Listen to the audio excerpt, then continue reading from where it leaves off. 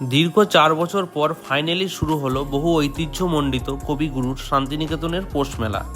এই শান্তিনিকেতন পৌষ মেলাকে ঘিরে আমাদের শান্তিনিকেতনবাসীর মধ্যে একটা আলাদাই ইমোশন কাজ করে। এছাড়াও বহু দূর দূরান্ত থেকে মানুষ এসে ভিড় করে এই মেলায়।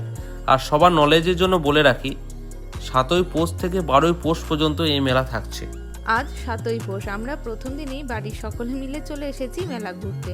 প্রথমেই চলে এলাম আমরা প্রদর্শনী প্রাঙ্গণে, যেখানে সাজানো রয়েছে বিশ্বভারতীর স্টুডেন্টদের তৈরি বিভিন্ন হাতের কাজ ও পেন্টিং।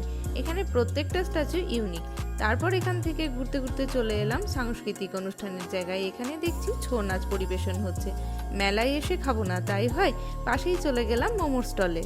তারপর এলাম ন্যাশনাল জুটে। এখানে আমি নিলাম একটা ব্যাগ আর বোন নিল জুতো। তার পাশেই অনেক হ্যান্ডিক্রাফটসের দোকানও রয়েছে, তার মধ্যে থেকেই একটা স্টলে মায়ের এটা পছন্দ হলো। খুব তাড়াতাড়ি ফিরছি আবার মেলার খাওয়া দাওয়া আর অন্যান্য পার্ট নিয়ে।